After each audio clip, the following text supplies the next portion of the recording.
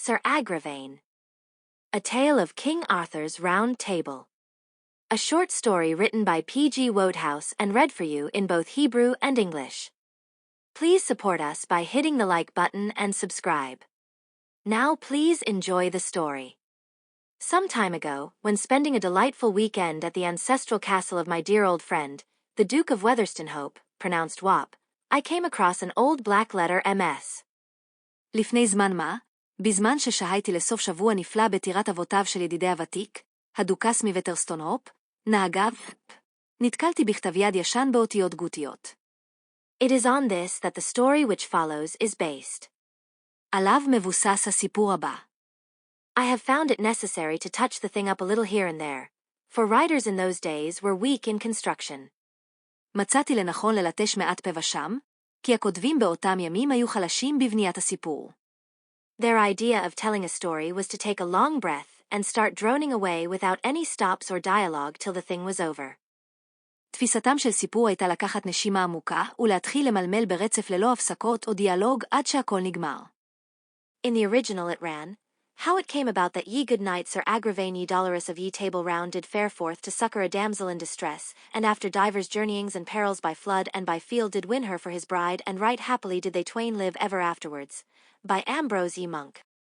במקור יופיע כך, כיצד קרה שהאביר הטוב סר אגרווין הדואב משולחן המלך יצא לעזרת עלמה במצוקה, ולאחר מסעות רבים וסכנות בנהר ובשדה, זכה בה ככלה וחיו השניים באושר מאז והלאה, מאת אמברוז הנזיר. It was a pretty snappy title for those days, but we have such a high standard in titles nowadays that I have felt compelled to omit a few yards of it. זו הייתה כותרת די כלילה לאותם ימים, אבל בימינו סטנדרטים לכותרות כל כך גבוהים, שהרגשתי שנאלצתי להשמיט ממנה כמה מטרים. We may now proceed to the story. עתה נוכל להתקדם אל הסיפור. The great tournament was in full swing.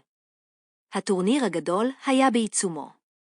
All through the afternoon boiler-plated knights on mettlesome chargers had hurled themselves on each other's spears, to the vast contentment of all. לאורך כל אחר צהריים, אבירים עטויי שריון רתומים לסוסים אציליים התנגשו בחניתות זה של זה, לשביעות רצון כולם. Bright eyes shone, handkerchiefs fluttered, musical voices urged chosen champions to knock the cover off their brawny adversaries. עיניים נוצצו, מטפחות התעופפו, קולות נרגשים עודדו את האלופים הנבחרים להרביץ מכה ניצחת ליריביהם החסונים. The cheap seats had long since become hoarse with emotion. המושבים הזולים הפכו זה כבר לצרודים מהתרגשות. All round the arena rose the cries of itinerant merchants. Iced Malvoisie. Scorecards. Ye cannot tell the justers without a scorecard. מסביב לזירה נשמעו קריאות הסוחרים הנודדים, יין מאלבוזי צונן, כרטיסי ניקוד, לא תוכלו לזהות את המתגושים בלי כרטיס ניקוד. All was revelry and excitement. הכל היה עליצות והתרגשות. דממה הסתרה בקהל. From either end of the arena a mounted knight in armor had entered. משני קצות הזירה נכנסו אבירים משוריינים על סוסיהם. The herald raised his hand. Battling Galahad and Agravaine the dolorous. Galahad on my right, Agravaine on my left. נושאי הכלים לצאת מהזירה. התחלנו. A speculator among the crowd offered 6-1 on Galahad, but found no takers. איש מן הקהל הציע יחס של 6-1 לטובת גלהד, אך לא מצא מי שיקח את ההימור. Nor was the public's caution without reason. וזהירות הקהל לא הייתה חסרת בסיס. A moment later the two had met in a cloud of dust, and Agravaine, shooting over his horse's crupper, had fallen with a metallic clang. רגע לאחר מכן הם התנגשו בענן אבק, ואגרווין, שהועף מעל אחורי הסוס, נפל בנקישה מתחתית. He picked himself up, and limped slowly from the arena. הוא נעמד לאיתו והלך בצליעה אל מחוץ לזירה. He was not unused to this sort of thing. לא היה זה דבר חדש עבורו. Indeed, nothing else had happened to him in his whole jousting career. למעשה, לא קרה לו דבר אחר בכל הקריירה שלו בטורנירים. The truth was that Sir Agravaine the dolorous was out of his element at King Arthur's court, and he knew it. האמת הייתה שסר אגרווין הדואב לא התאים לחצרו של המלך ארתור, והוא ידע זאת. It was this knowledge that had given him that settled air of melancholy from which he derived his title. ידיעה זו הייתה שהקנתה לו את הרשת העצב התמידית, שממנה צמח כינויו. Until I came upon this black letter MS. עד שנתקלתי בכתב היד באותיות הגותיות הזה. I had been under the impression, like, I presume, everybody else, that every knight of the Round Table was a model of physical strength and beauty. הייתי סבור, כמו כולם אני מניח, שכל אבירי השולחן העגול היו מופת של כוח פיזי ויופי. Mallory says nothing to suggest the contrary. מלורי לא מציין דבר שמרמז אחרת. גם טניסון לא. But apparently there were exceptions, of whom Sir Agravaine the Dolorous must have been the chief. אך כנראה שהיו יוצאים מן הכלל, ושר אגרווין הדואב היה כנראה הבולט שבהם. There was, it seems, nothing to mitigate this unfortunate man's physical deficiencies. נראה שלא היה דבר שיפצה על חסרונותיו הגופניים של האיש האומלל הזה. There is a place in the world for the strong, ugly man, and there is a place for the weak, handsome man. בעולם יש מקום לאדם חזק אך מכוער, ויש מקום לאדם חלש אך נאה. But to fall short both in features and in muscle is to stake your all on brain. אך להיכשל הן ביופי והן בכוח פירושו להסתמך כל אחד על המוח. And in the days of King Arthur, you did not find the populace turning out to do homage to brain. ובימי המלך ארתור לא מצאת את הציבור יוצא בהמוניו לחלוק כבוד למוח. It was a drug on the market. הוא היה חסר ביקוש. Agravaine was a good deal better equipped than his contemporaries with gray matter, but his height in his socks was but 5 feet 4, and his muscles, though he had taken 3 correspondence courses in physical culture, remained distressingly flaccid.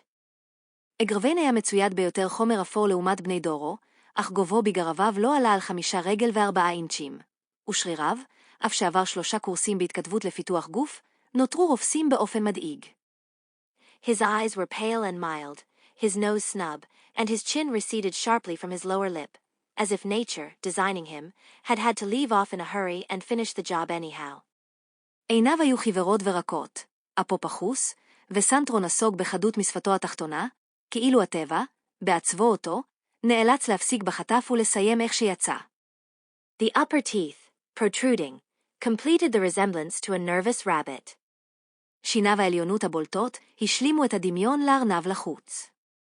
Handicapped in this manner, it is no wonder that he should feel sad and lonely in King Arthur's court.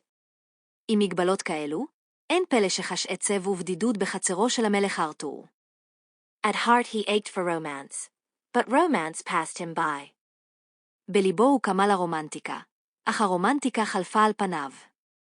The ladies of the court ignored his existence, while, as for those wandering damsels who came periodically to Camelot to complain of the behavior of dragons, giants, and the like, and to ask permission of the king to take a knight back with them to fight their cause, just as, nowadays, one goes out and calls a policeman, he simply had no chance.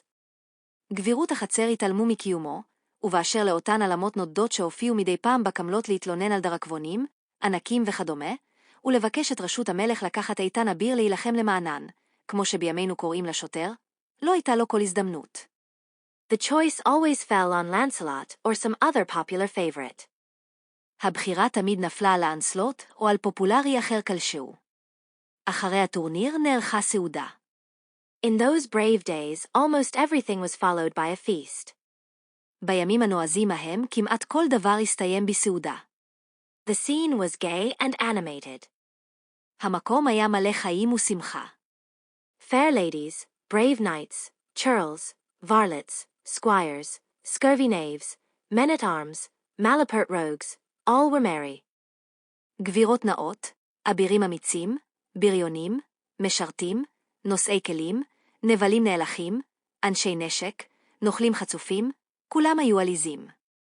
הוא ישב בשתיקה וברהור קודר. To the jests of Dagonet, he turned a deaf ear. לדברי הבדיחה של דגונט לא היה קשוב. And when his neighbor, Sir Kay, arguing with Sir Percivale on current form, appealed to him to back up his statement that Sir Gawaine, though a workmanlike middleweight, lacked the punch, he did not answer, though the subject was one on which he held strong views. וכאשר שכנו, סר קיי, התווכח עם סר פרסיבל על מצב הכושר וביקש ממנו לאשר שטענתו על סר גאווין, שלמרות שהוא במשקל בינוני עובדתי, חסרה לו עוצמה, הוא לא הגיב, אף שהנושא היה קרוב לליבו. He sat on, brooding. הוא המשיך לשבת, שקוע בהרהורים. As he sat there, a man-at-arms entered the hall. Your Majesty, he cried, a damsel in distress waits without. אדוני המלך קרא, בחוץ ממתינה עלמה במצוקה. There was a murmur of excitement and interest. נשמע רחש של התרגשות ועניין. Show her in, said the king, beaming. הכניסו אותה, אמר המלך בחיוך רחב. The man-at-arms retired. איש הנשק נסוג. Around the table, the knights were struggling into an upright position in their seats and twirling their mustaches. סביב השולחן התקשו האבירים להזדקף בכיסותיהם ולפפו את שפמיהם. Agravaine alone made no movement. רק אגרוויין נותר ללא תנועה. He had been through this sort of thing so often. הוא חווה כבר דברים כאלה לא פעם. His whole demeanor said, as plainly as if he had spoken the words, "What's the use?" כל התנהגותו אמרה, בבירור כאילו ביטזות במילים. מה הטעם? The crowd at the door parted, and through the opening came a figure at the sight of whom the expectant faces of the knights turned pale with consternation. הקהל שבדלת נפתח, ודרך הפתח נכנסה דמות אשר למראה החביר ופניהם המצפות של האבירים בתדהמה. For the newcomer was quite the plainest girl those stately halls had ever seen. כי הבאה הייתה כנראה הנערה הכי פשוטה למראה שראו, אולמות מרשימים אלו מעולם. Possibly the only plain girl they had ever seen, for no instance is recorded in our authorities of the existence at that period of any such. אולי הנערה היחידה הפשוטה למראה שאי פעם פגשו, כי אין שום תיעוד בכתבים שלנו לקיומה של אחת כזאת באותה תקופה. The knights gazed at her blankly. האבירים באו בה בלי להבין. Those were the grand old days of chivalry, when 1,000 swords would leap from their scabbards to protect defenseless woman, if she were beautiful. אלה היו ימי העבירות הגדולים, שבהם 1,000 חרבות היו נשלפות מן הנדן כדי להגן על אישה חסרת מגן, בתנאי שהייתה יפה. The present seemed something in the nature of a special case, and nobody was quite certain as to the correct procedure. המצב הנוכחי נראה במקרה מיוחד, ואיש לא היה בטוח מהו הנוהג הנכון. An awkward silence was broken by the king. העלמה עצרה. Your Majesty, she cried, I am in distress. אדוני המלך קראה, אני שרויה במצוקה. אני מתחננת לעזרה. Just so, said the king uneasily, flashing an apprehensive glance at the rows of perturbed faces before him. ברור, אמר המלך באי-נוחות, כשהוא שולח מבט מודאג בשורות הפרצופים הנבוכים שמולו. Just so. בהחלט. What is the exact nature of the trouble? מהו בעצם טיב עמם בעיה? Any assistance these gallant knights can render will, I am sure, be, eagerly rendered. כל עזרה שאבירים אמיצים אלה יוכלו להעניק, אני בטוח, יינתן בשמחה. He looked imploringly at the silent warriors. As a rule, this speech was the signal for roars of applause. בדרך כלל, דיבור כזה היה האות לפרצי תשואות. But now there was not even a murmur. אך כעת לא נשמע אפילו רחש. I may say enthusiastically, he added. ולא נשמע דבר. Precisely, said the king, ever tactful. ועכשיו, מה רצית לומר? I am Yvonne, the daughter of Earl Dorm of the Hills, said the damsel, and my father has sent me to ask protection from a gallant knight against a fiery dragon that ravages the countryside. אני איוון, ביתו של הרוזן דורה מההרים, אמרה העלמה, ואבי שלחני לבקש הגנה מאביר אמיץ מפני דרקון יורקש שמחריב את האזור. A dragon, gentlemen, said the king aside. דרקון? רבותיי, אמר המלך בצד. It was usually a safe draw. בדרך כלל זה היה קלף בטוח. Nothing pleased the knight of that time more than a brisk bout with a dragon. דבר לא שימחה אביר בתקופה ההיא יותר מעימות נמרץ עם דרקון. But now the tempting word was received in silence. Some more silence. עוד שתיקה קצרה. The king had recourse to the direct appeal. המלך פנה לגישה הישירה. Sir Gawaine, This court would be greatly indebted to you if... Sir Agravaine, חצר זאת תהיה אסירת תודה לך אם. Sir Gawain said he had strained a muscle at the last tournament. Sir Agravaine אמר שהוא מתח שריר בטורניר האחרון. Sir Pelleas. Sir Pelleas. The king's voice was growing flat with consternation. כל המלך הלך והפך חלול מתדהמה. The situation was unprecedented. המצב היה חסר תקדים. Sir Pelleas said he had an ingrowing toenail. The king's eye rolled in anguish around the table. עינו של המלך נדדה בכאב סביב השולחן. Suddenly it stopped. His look of dismay changed to one of relief. מבט התדהמה השתנה למבט של הקלה. A knight had risen to his feet. אביר אחד קם על רגליו. Ah, said the king, drawing a deep breath. Sir Agravaine gulped. He was feeling more nervous than he had ever felt in his life. הוא הרגיש מתוח יותר מאי פעם. Never before had he risen to volunteer his services in a matter of this kind, and his state of mind was that of a small boy about to recite his first piece of poetry. מעולם לא קם להציע את שירותיו ביוזמתו בעניינים כאלה, ומצב רוחו היה כשל ילד קטן העומד להקריא את שירו הראשון. It was not only the consciousness that every eye, except one of Sir Balin's which had been closed in the tournament that afternoon, was upon him.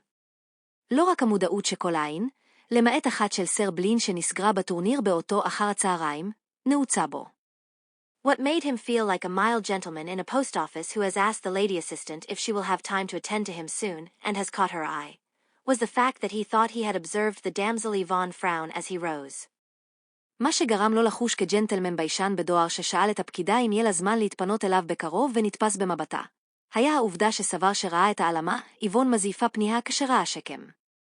He groaned in spirit. הוא נאנח בליבו. This damsel, he felt, wanted the proper goods or none at all. הוא חש שהעלמה הזו דורשת את האביר הראוי, או שלא תרצה אף אחד. She might not be able to get Sir Lancelot or Sir Galahad, but she was not going to be satisfied with a half portion. אולי לא תוכל להשיג את סר לאנסלוט או סר גלהד, אך לא תסתפק במועט. The fact was that Sir Agravaine had fallen in love at first sight. העובדה הייתה שסר אגרוויין התאהב ממבט ראשון. The moment he had caught a glimpse of the damsel Yvonne, he loved her devotedly. מרגע שראה את העלמה איבון, אהב אותה בנאמנות. To others she seemed plain and unattractive. לאחרים היא נראתה פשוטה וחסרת חן. To him she was a queen of beauty. בעיניו היא הייתה מלכת יופי. He was amazed at the inexplicable attitude of the knights around him. הוא נדהם מהיחס הבלתי מובן של האבירים סביבו. He had expected them to rise in a body to clamor for the chance of assisting this radiant vision. הוא ציפה שהם יקומו כאיש אחד לתבוע את הזכות לסייע לחיזיון המאיר הזה. He could hardly believe, even now, that he was positively the only starter. הוא בקושי האמין, אפילו עכשיו, שהוא באמת היה המשתתף היחיד. This is Sir Agravaine the Dolorous, said the king to the damsel. זהו סר אגרוויין הדואב, אמר המלך לעלמה. Will you take him as your champion? האם תיקחי אותו כאלוף שלך?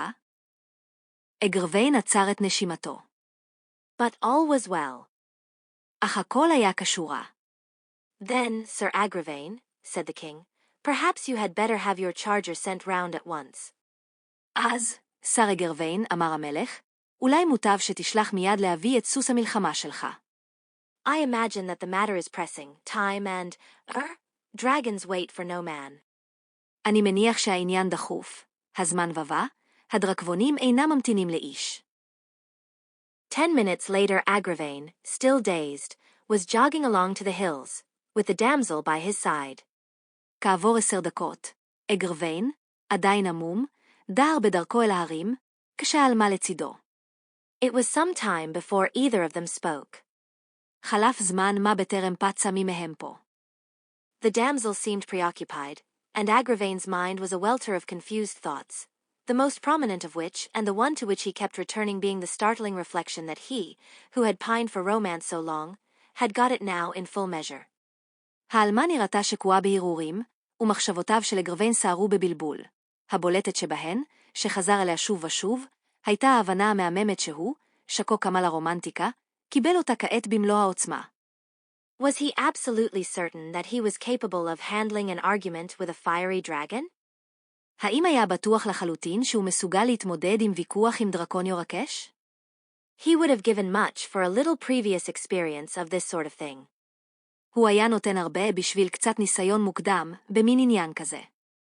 It was too late now, but he wished he had had the forethought to get Merlin to put up a magic prescription for him, rendering him immune to dragon bites. מאוחר מדי כעת, אך הלוואי שעלה בדעתו לבקש ממרלין שיכין לו שיקוי קסם, שיהפוך אותו חסין לנשיכות דרקונים. Or just blow fire. או פשוט נושפים אש? There were a dozen such points that he would have liked to have settled before starting. היו תריסר שאלות דומות שהיה רוצה להבהיר לפני שיצא לדרך. It was silly to start out on a venture of this sort without special knowledge. זה היה טיפשי לצאת להרפתקה מסוג זה בלי ידע מיוחד. He had half a mind to plead a forgotten engagement and go straight back. הייתה לו מחשבה קלה לטעון לפגישה נשכחת ולחזור מיד לאחור. Then he looked at the damsel, and his mind was made up. ואז הביט בעלמה, והחליט סופית. What did death matter if he could serve her? מה חשוב המוות, אם יוכל לשרת אותה? He coughed. הוא השתעל קלות. She came out of her reverie with a start. This dragon now? Said Agravaine. For a moment the damsel did not reply. לרגע העלמה לא ענתה. A fearsome worm, Sir Knight, she said at length. תולע אימתני, סר אביר, אמרה לבסוף. It raveneth by day and by night. הוא טורף ביום ובלילה. It breathes fire from its nostrils. הוא נושף אש מנחיריו. Does it? Said Agravaine. באמת, אמר אגרוויין. Does it? באמת. You couldn't give some idea what it looks like, what kind of size it is. אינך יכולה לתאר קצת איך הוא נראה? מה גודלו בערך? Its body is as thick as 10 stout trees, and its head touches the clouds. גופו עבה כ10 עצים איתנים, וראשו נוגע בעננים. Does it? Said Agravaine thoughtfully. באמת? אמר אגרוויין בהרהור. Does it? באמת. Oh, Sir Knight, I pray you have a care. שר אביר, אנא ישמר לך. I will, said Agravaine. And he had seldom said anything more fervently. ולעיתים נדירות אמר משהו בכוונה עזה יותר. The future looked about as bad as it could be. העתיד נראה גרוע ככל האפשר. Any hopes he may have entertained that this dragon might turn out to be comparatively small and inoffensive were dissipated. כל תקווה שחלם שאולי הדרקון יתברר כקטן יחסית, ולא מזיק נמוגה. This was plainly no debilitated wreck of a dragon, its growth stunted by excessive fire-breathing. ברור היה שאין זה שריד דרקון תשוש, שגדילתו נעצרה עקב נשיפת אש מוגזמת. A body as thick as 10 stout trees. גוף עבה כמו 10 עצים איתנים. He would not even have the melancholy satisfaction of giving the creature indigestion. הוא אפילו לא יזכה בנחמה העגומה שיגרום לחיה קלקול קיבה. For all the impression he was likely to make on that vast interior, he might as well be a salted almond. כי מבחינת הרושם שיעשה על קרביו העצומים, לא היה שונה משקדים ומלכים. As they were speaking, a dim mass on the skyline began to take shape. בעודם מדברים, החלה מסה מעומעמת באופק לקבל צורה. Behold, said the damsel. הנה, אמרה העלמה. My father's castle. And presently they were riding across the drawbridge and through the great gate, which shut behind them with a clang. ועוד מעט דהרו על גבי הגשר המורם דרך השער הגדול, שנסגר מאחוריהם בצלצול כבד. As they dismounted, a man came out through a door at the farther end of the courtyard. כשירדו מסוסיהם, יצא גבר מדלת שבקצה הרחוק של החצר. Father, said Yvonne, this is the gallant knight Sir Agravaine, who has come to. It seemed to Agravaine that she hesitated for a moment. אבי, אמרה איבון, זהו האביר האמיץ סר אגרוויין, שבעלה, לאגרוויין נדמה שהיה היסוס קל בקולה. To tackle our dragon? Said the father. בוא מיד פנימה. Earl Dorm of the Hills was a small, elderly man, with what Agravaine considered a distinctly furtive air about him. הרוזן דורה מההרים היה אדם קטן ומבוגר. של דעת אגרוויין עפה אותו הילה חשודה בבירור. His eyes were too close together, and he was over-lavish with a weak, cunning smile. עיניו היו קרובות מדי זו לזו, והוא הרבה מדי בחיוך חמקמק וחלוש. Even Agravaine, who was in the mood to like the whole family, if possible, for Yvonne's sake, could not help feeling that appearances were against this particular exhibit. אפילו אגרוויין, שבאופן כללי נטה לחבב את כל המשפחה למען יבון, לא הצליח להתעלם מהתחושה שהמראה החיצוני פועל לרעתו של האב. He might have a heart of gold beneath the outward aspect of a confidence trick expert whose hobby was dog stealing, but there was no doubt that his exterior did not inspire a genial glow of confidence. אולי היה לו לב של זהב תחת החזות של נוכל מקצועי שחוטף כלבים כתחביב, אך אין ספק שהופעתו החיצונית לא עוררה אמון חם במיוחד. Very good of you to come, said the Earl. טוב מאוד שבאת, אמר הרוזן. It's a pleasure, said Agravaine. תענוג, אמר אגרוויין. I have been hearing all about the dragon. שמעתי כבר הכל על הדרקון. מכה איומה, הסכים המארח.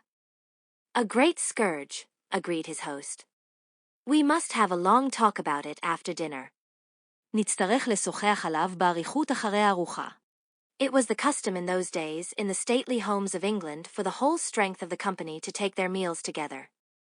באותם ימים, בבתי האצולה של אנגליה, היה נהוג שכל ההמון ישב לאכול יחדיו. The guests sat at the upper table, the ladies in a gallery above them, while the usual drove of men-at-arms, archers, malapert rogues, varlets, scurvy knaves, scullions, and plug-uglies attached to all medieval households, squashed in near the door, wherever they could find room. האורחים ישבו ליד השולחן העליון, הגבירות בגלריה מעליהם, ואילו קבוצת אנשי הנשק, הקשתים, הנוכלים החצופים, המשרתים, הנבלים הממולחים, שוטפי הכלים ושאר הבריונים האופייניים לכל בית ימי בין ימי, הצטופפו ליד הדלת, בכל מקום שמצאו. The retinue of Earl Dorm was not strong numerically, the household being, to judge from appearances, one that had seen better days. But it struck Agravaine that what it lacked in numbers it made up in toughness. פמליית הרוזן דורם לא הייתה מרובה, נראה שביתו ידע ימים יפים יותר, אך אגרוויין חש שהמחסור במספרים מפוצה בעוצמתם הקשוחה. Among all those at the bottom of the room, there was not one whom it would have been agreeable to meet alone in a dark alley. מבין כל האנשים הללו בתחתית האולם, לא היה אפילו אחד שהיה נעים לפגוש אותו לבד בסמטה אפלה. Of all those foreheads, not one achieved a height of more than 1.04 inches. מבין כל המצחים האלו, אף אחד לא עבר גובה של 1.04 אינץ. A sinister collection, indeed, and one which, Agravaine felt, should have been capable of handling without his assistance any dragon that ever came into the world to stimulate the asbestos industry. אוסף מאיים, ללא ספק, ואגרוויין חש שעל פי רוב יכלו להסתדר לבד מול כל דרקון שנברא אי פעם לחיזוק תעשיית האסבסט. He was roused from his reflections by the voice of his host. כל מארחו העיר אותו מהרהוריו. I hope you are not tired after your journey, Sir Agravaine? אני מקווה שאינך עייף מהמסע שלך, סר אגרוויין? My little girl did not bore you, I trust? הקטנה שלי לא שיאמה אותך, אני מקווה? We are very quiet folk here. אנחנו אנשים שקטים כאן. But we must try to make your visit interesting. אך עלינו לנסות להפוך את ביקורך למעניין. Agravaine felt that the dragon might be counted upon to do that. אגרוויין חש שהדרקבון יכול להבטיח עניין רב. He said as much. Ah, yes, the dragon, said Earl Dorm. I was forgetting the dragon. כן, הדרקון, אמר הרוזן דורם, כמעט שכחתי את הדרקון. I want to have a long talk with you about that dragon. אני רוצה לשוחח איתך לעומק על הדרקון הזה. אחר כך. His eye caught Agravaine's, and he smiled that weak, cunning smile of his. עינו לחדה את זו של אגרוויין, והוא חייך את אותו חיוך חלוש וחמקני שלו. And for the first time the knight was conscious of a curious feeling that all was not square and above board in this castle. ולראשונה חש האביר בתחושה מוזרה שמשהו כאן אינו גלוי ותקין בטירה הזאת. A conviction began to steal over him that in some way he was being played with, that some game was afoot which he did not understand, that, in a word, there was dirty work at the crossroads. החל לחלחל בו החשד שבאופן כלשהו משחקים בו, שיש כאן מזימה שאינו מבין, שבמילה אחת, מתבצעת תעלולנות מפוקפקת. There was a touch of mystery in the atmosphere which made him vaguely uneasy. האווירה עתה מעתה מסתורין שעורר בו אי נוחות עמומה. When a fiery dragon is ravaging the countryside to such an extent that the SOS call has been sent out to the round table, a knight has a right to expect the monster to be the main theme of conversation. כאשר דרקון יורקש משתולל באזור עד כדי כך שקריאת הצילו נשלחת לשולחן העגול, לאביר יש זכות לצפות שהמפלצת יהיה נושא השיחה המרכזי. The tendency on his host's part was apparently to avoid touching on the subject at all. נראה שהמארח שלו דווקא נטה להימנע מלהזכיר את הנושא לחלוטין. He was vague and elusive, and the one topic on which an honest man is not vague and elusive is that of fiery dragons. הוא דיבר במורפל וחמקנות, והנושא היחיד שאדם ישר לא מדבר עליו במורפל הוא דרקונים יורקי אש. זה לא היה תקין. It was as if one should phone for the police and engage them, on arrival, in a discussion on the day's football results. זה היה כאילו מזעיקים את המשטרה, וכשהם מגיעים, מתחילים לפטפט איתם על תוצאות כדורגל. A wave of distrust swept over Agravaine. גל של חוסר אמון הציף את אגרווין. He had heard stories of robber chiefs who lured strangers into their strongholds and then held them prisoners while the public nervously dodged their anxious friends who had formed subscription lists to make up the ransom. הוא שמע סיפורים על ראשי שבודים שפיתו זרים אל מעוזם ואז החזיקו אותם כשבויים, בעוד הציבור משתדל לחמוק מידי חבריהם הדואגים שהחלו לאסוף כסף לכופר. Could this be such a case? האם זה המקרה כאן? The man certainly had an evasive manner and a smile which would have justified any jury in returning a verdict without leaving the box. לאיש אכן הייתה התנהגות מתחמקת וחיוך שבגללם כל חבר מושבעים היה גוזר את דינו עוד לפני שהתפזר. On the other hand, there was Yvonne. His reason revolted against the idea of that sweet girl being a party to any such conspiracy. שכלו התקומם נגד הרעיון שהעלמה הנעימה הזו שותפה לקנוניה שכזו. No, probably it was only the Earl's unfortunate manner. לא, כנראה זו רק דרכו האומללה של הרוזן. Perhaps he suffered from some muscular weakness of the face which made him smile like that. אולי הוא סבל מחולשת שרירים בפנים שגרמה לא לחייך כך. Nevertheless, he certainly wished that he had not allowed himself to be deprived of his sword and armor. ובכל זאת, אגרווין בהחלט הצטער שהסכים לוותר על חרבו ושריונו. At the time it had seemed to him that the Earl's remark that the latter needed polishing and the former stropping betrayed only a kindly consideration for his guest's well-being. אז זה נראה לו כאילו הערתו של הרוזן שהשריון זקוק לליטוש והחרב להשחזה, היא סימן לדאגה ידידותית לשלומו של אורחו. Now, it had the aspect of being part of a carefully constructed plot. כעת, זה נראה יותר כחלק מתוכנית ערמומית מתוכננת היטב. On the other hand, here philosophy came to his rescue.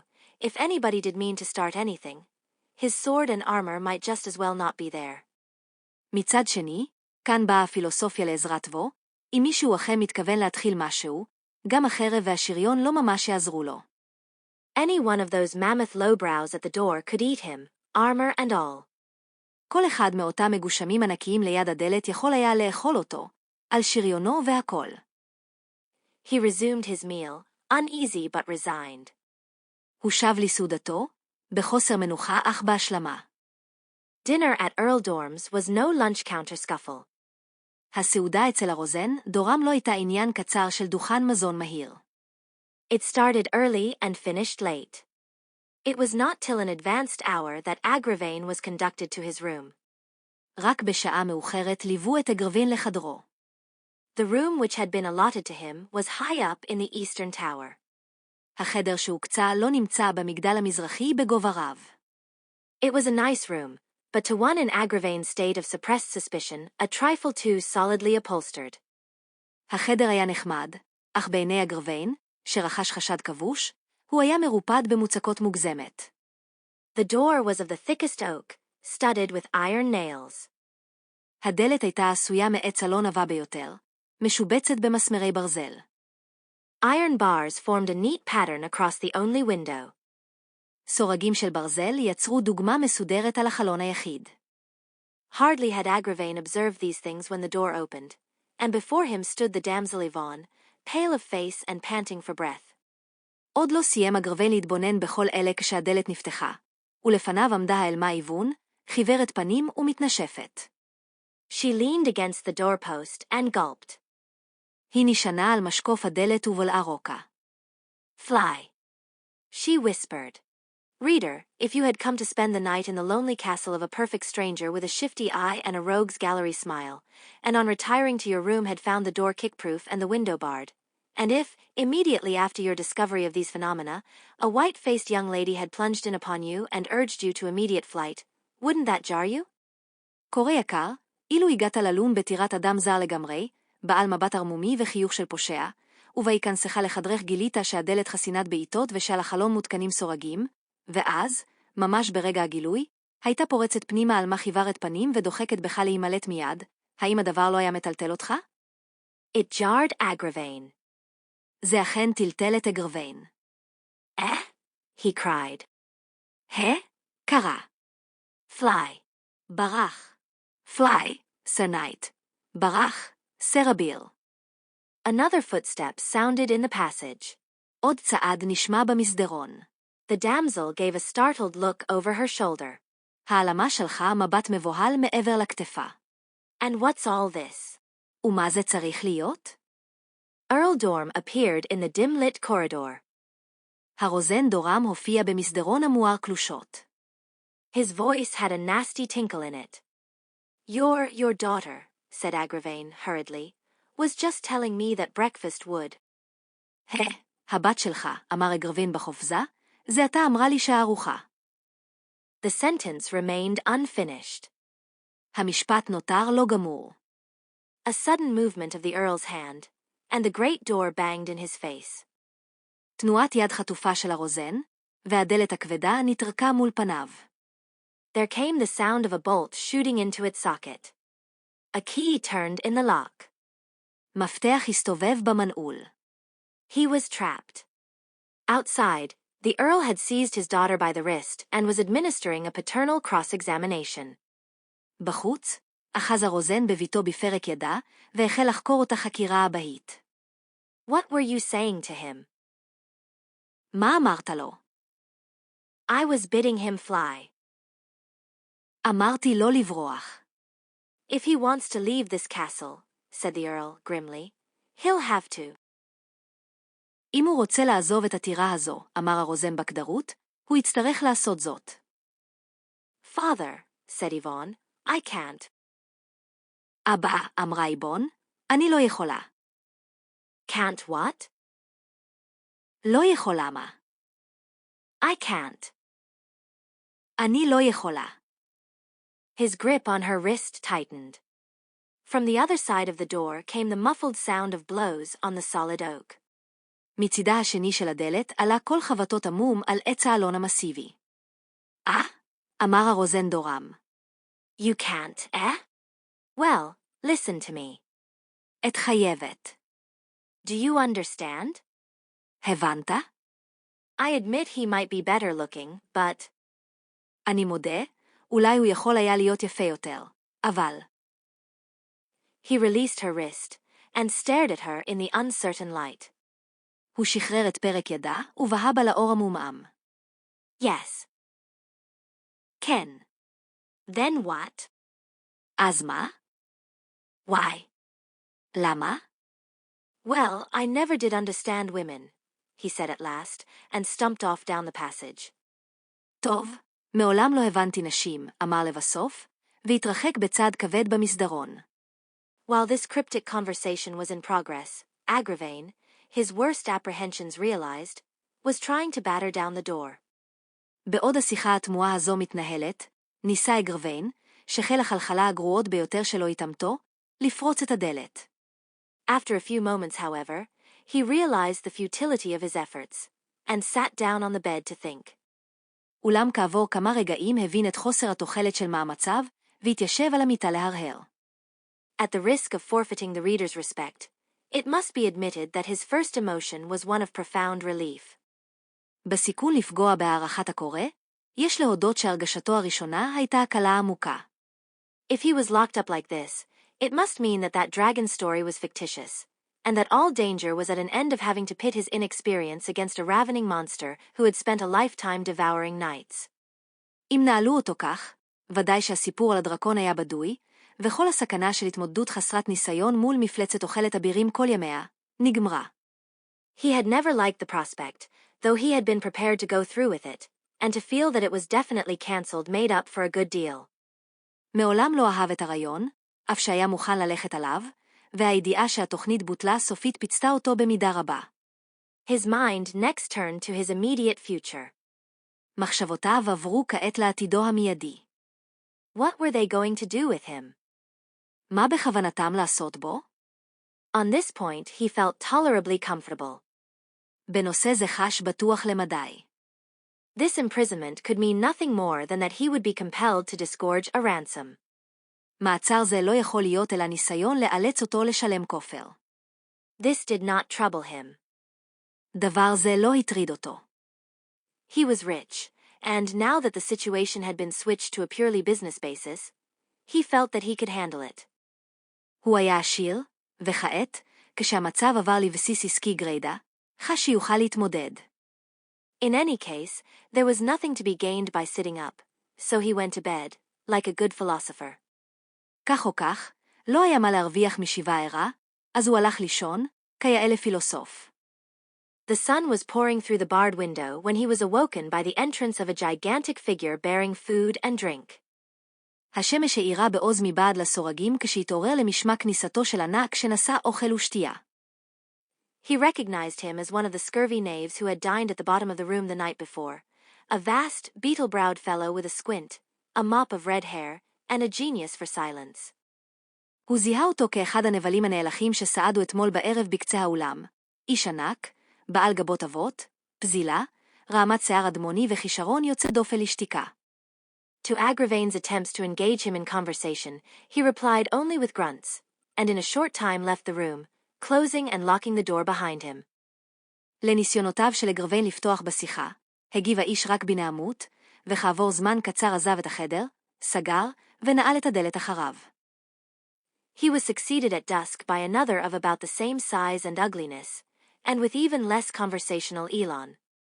בערב החליפו אותו טיפוס אחר, בערך באותו גודל וכיעור, עם עוד פחות נכונות לשיחה. This one did not even grunt. זה אפילו לא נהם בתגובה. Small talk, it seemed, was not an art cultivated in any great measure by the lower orders in the employment of Earl Dorm. מתברר שפטפוט לא היה מיומנות נפוצה במיוחד בקרב המעמדות הנמוכים בשירות הרוזן דורם. The next day passed without incident. היום הבא חלף ללא תקריות.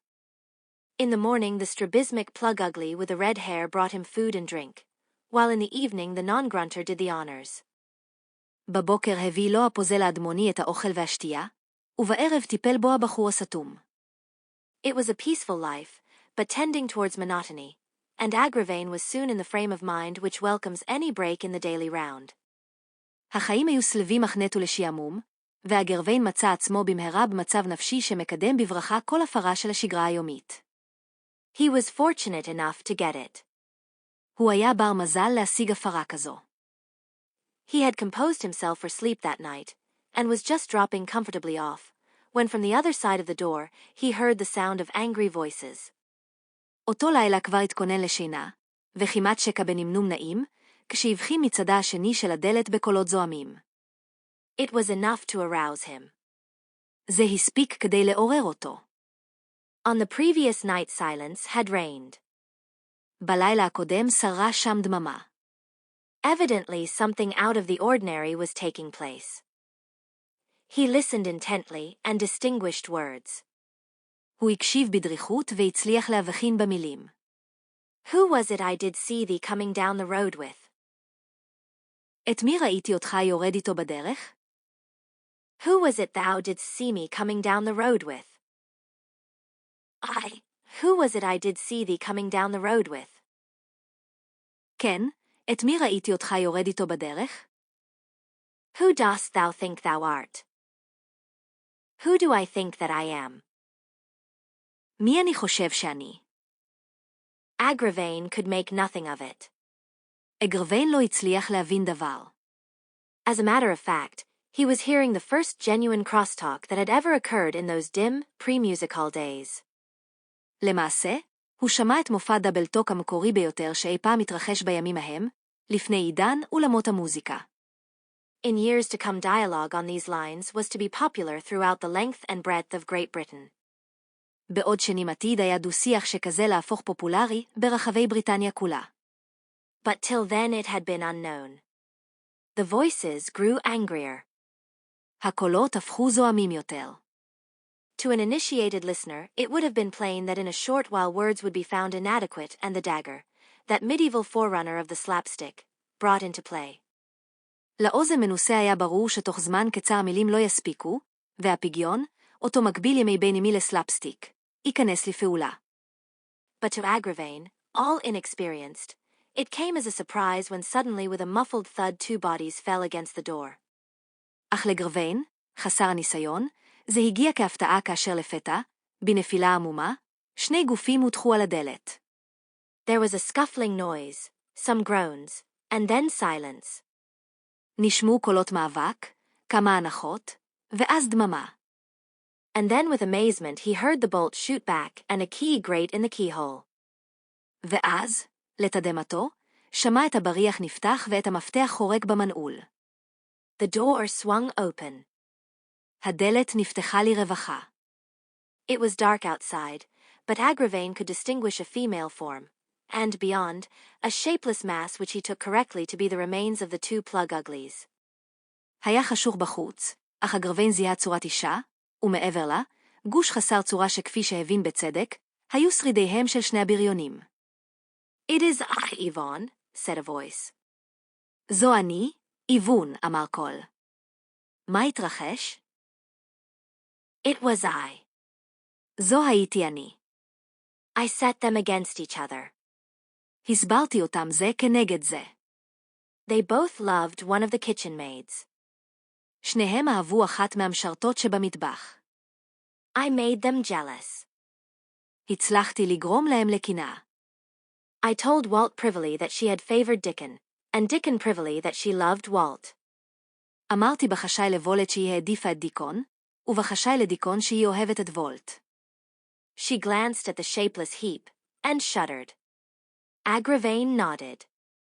אגרוויין הנהן. No wedding bells for her, he said reverently. And I don't care. I did it to save you. עשיתי זאת כדי להציל אותך. אך בוא.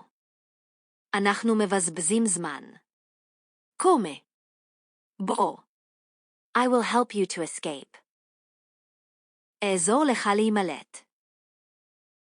A man who has been shut up for 2 days in a small room is seldom slow off the mark when a chance presents itself of taking exercise. אדם שכלוא במשך יומיים בחדר קטן נדיר, שיאחר לתפוס הזדמנות לתנועה ברגע שהיא מופיעה. Agravaine followed without a word, and together they crept down the dark staircase until they had reached the main hall. אגרוויין הלך אחריה בשתיקה, וביחד התגנבו במורד המדרגות החשוכות עד שהגיעו לאולם המרכזי. From somewhere in the distance came the rhythmic snores of scurvy knaves getting their 8 hours. מאיפשהו במרחק נשמעו נחירות קצובות של הנבלים הנאלחים, שזכו ל8 שעות השינה שלהם. Softly Yvonne unbolted a small door, and passing through it, Agravaine found himself looking up at the stars, while the great walls of the castle towered above him. איוון שחררה בשקט את הבריח של דלת קטנה, וכשעברו במצע עצמו אגרוויין מביט בכוכבים, בעוד חומות הטירה העצומות מתנשאות מעליו. Goodbye, said Yvonne. For the first time Agravaine found himself examining the exact position of affairs. After his sojourn in the guarded room, freedom looked very good to him. אחרי שהותו בחדר הנעול, החירות נראתה לא טובה במיוחד. But freedom meant parting from Yvonne. אך החירות פירושה להיפרד מאיבון. He looked at the sky and he looked at the castle walls, and he took a step back towards the door. הוא הביט בסמים, הביט בחומות הטירה, וצעד צעד לאחור לעבר הדלת. I'm not so sure I want to go, he said. לא בטוח שאני רוצה ללכת, אמר. Oh, fly. Fly, Sir Knight. She cried. ברח, סר אביר. היא קראה. You don't understand, said Agravaine. את לא מבינה, אמר אגרוויין. I don't want to seem to be saying anything that might be interpreted as in the least derogatory to your father in any way whatever. But without prejudice, surely he is just a plain, ordinary brigand? אינני רוצה לומר דבר שעלול להתפרש כפוגע באביך בשום צורה, אבל בלי לפגוע בזכויות, הוא לא סתם שודד פשוט? I mean it's only a question of a ransom? And I don't in the least object. ואני בכלל לא מתנגד. לא, לא, לא. כל הרעד. He would ask no ransom. Don't tell me he kidnaps people just as a hobby. אל תגידי לי שהוא חוטף אנשים רק תחביב. You don't understand. No, I cannot tell you. Fly. What don't I understand? מה אינני מבין? She was silent. היא שתקה. Then she began to speak rapidly. ואז דיברה במהירות. Very well. טוב. אספר לך. Listen. הקשב. לאבי היו 6 בנות, כולן בנות. We were poor. היינו עניים. I will tell you. My father had 6 children, all daughters. We had to stay buried in this out-of-the-way spot. היינו נאלצים להישאר קבורים במקום הנידח הזה. It seemed impossible that any of us should ever marry. נראה היה שבלתי אפשרי שאחת מאיתנו תתחתן אי פעם. My father was in despair. אבי היה בייאוש. Then he said, if we cannot get to town, the town must come to us. ואז אמר, אם איננו יכולים להגיע לעיר, העיר צריכה לבוא אלינו. So he sent my sister Iseult to Camelot to ask the king to let us have a knight to protect us against a giant with 3 heads. גן עלינו מפני ענק ולכן הוא שלח את אחותי איזולט לקמלוט לבקש מהמלך לשגר לנו אביר שי, בעל 3 ראשים. There was no giant, but she got the knight. לא היה ענק באמת, אבל היא קיבלה אביר. It was Sir Sagramore. He began to see daylight. הוא החל להבין את העיקר. My sister Iseult was very beautiful. אחותי איזולט הייתה יפה מאוד. After the first day, Sir Sagramore forgot all about the giant, and seemed to want to do nothing else except have Iseult show him how to play cat's cradle. לאחר היום הראשון סר סגרמור שכח לגמרי מהענק, ונראה שרצה לעשות רק דבר אחד, ללמוד מאיזולת איך משחקים בחוט, cat's cradle. They were married 2 months later, and my father sent my sister Elaine to Camelot to ask for a knight to protect us against a wild unicorn. הם נישאו כעבור חודשיים, ואז אבי שלח את אחותי אילין לקמלוט לבקש אביר שיגן עלינו מפני חד קרן פראי. And who bit? Asked Agravaine, deeply interested. סר מליברן מדבון. They were married within 3 weeks, and my father, I can't go on. הם התחתנו תוך 3 שבועות, ואבי, איני מסוגלת להמשיך. You understand now. אתה מבין עכשיו. I understand the main idea, said Agravaine. אני מבין את העיקר, אמר אגרוויין. But in my case, you were to marry me, said Yvonne. אתה היית אמור להינשא לי, אמרה איבון. Her voice was quiet and cold, but she was quivering. קולה היה שקט וצונן, אך היא רעדה. Agravaine was conscious of a dull, heavy weight pressing on his heart. אגרוויין חש מעמסה כבדה, וקהה לוחצת על ליבו. He had known his love was hopeless, but even hopelessness is the better for being indefinite. הוא ידע שאהבתו חסרת סיכוי, אבל אפילו ייאוש עדיף כשהוא לא מוגדר לגמרי. He understood now. כעת הבין. וכמובן תרצי להיפטר ממני לפני שזה יקרה, אמר. I don't wonder. אני לא מאשים אותך. I'm not vain. אני לא שחצן. Well, I'll go. טוב, אלך. I knew I had no chance. ידעתי שאין לי סיכוי. ג'ודי ביוואי, להתראות. He turned. הוא הסתובב. And you naturally want to get rid of me before it can happen, he said. She stopped him with a sharp cry. היא עצרה אותו בקריאה חדה. You cannot wish to stay now? לא ייתכן שתרצה להישאר עכשיו? I am saving you. אני מצילה אותך. Saving me. מצילה אותי. I have loved you since the moment you entered the hall at Camelot, said Agravaine. אני אוהב אותך מאז הרגע שנכנס לאולם בקמלות, אמר אגרוויין. She drew in her breath. היא שאפה אוויר בחדות. You love me. They looked at each other in the starlight. השניים הביטו זה בזה לאור הכוכבים. היא הושיטה את ידיה. Agravaine. She drooped towards him, and he gathered her into his arms. גופה נשמט לעברו, והוא אסף אותה אל זרועותיו. For a novice, he did it uncommonly well. למתחיל, הוא עשה זאת היטב למדי. It was about 6 months later that Agravaine, having ridden into the forest, called upon a wise man at his cell. כ6 חודשים לאחר מכן, לאחר שיצא אגרוויין רכוב אל היער, ביקר איש חכם בתאו. In those days, almost anyone who was not a perfect bonehead could set up as a wise man and get away with it. בימים ההם, כמעט כל מי שלא היה בור מוחלט יכול היה להכריז על עצמו כאיש חכם ולהסתדר עם זה.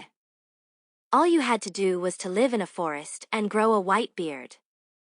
This particular wise man, for a wonder, had a certain amount of rude sagacity. האיש החכם הזה, למרבה הפלא, החזיק ברמה מסוימת של תבונה מחוספסת. He listened carefully to what the knight had to say. הוא הקשיב בקפידה לדבריו של האביר. It has puzzled me to such an extent, said Agravaine, that I felt that I must consult a specialist. זה מטריד אותי כל כך, אמר אגרוויין, עד שהרגשתי שעליי להתייעץ במומחה. אתה רואה אותי. Take a good look at me. What do you think of my personal appearance? מה דעתך על המראה החיצוני שלי? You needn't hesitate. אין צורך להסס. It's worse than that. I am the ugliest man in England. אני האיש הכי מכוער באנגליה. Would you go as far as that? Said the wise man politely. Farther. יותר מזה. And everybody else thinks so. וגם כל האחרים חושבים כך. Everybody except my wife. כולם מלבדה של אשתי. She tells me that I am a model of manly beauty. אתה מכיר את לאנסלוט? Well, she says I have Lancelot whipped to a custard. ובכן, היא אומרת שאני משתווה לו ואף עולה עליו. What do you make of that? מה אתה אומר על זה? And here's another thing. והנה עוד משהו. It is perfectly obvious to me that my wife is one of the most beautiful creatures in existence. לי ברור כשמש שאשתי היא אחת הבריות היפות ביותר הקיימות. I have seen them all, and I tell you that she stands alone. ראיתי את כולן, ואני אומר לך שהיא יחידה במינה. She is literally marooned in Class A, all by herself. היא ממש נותרה לבדה, בדרגת היופי העליונה. Yet she insists that she is plain. ובכל זאת היא מתעקשת שהיא פשוטה למראה. What do you make of it? The wise man stroked his beard. My son, he said, the matter is simple. בני אמר, העניין פשוט. True love takes no account of looks.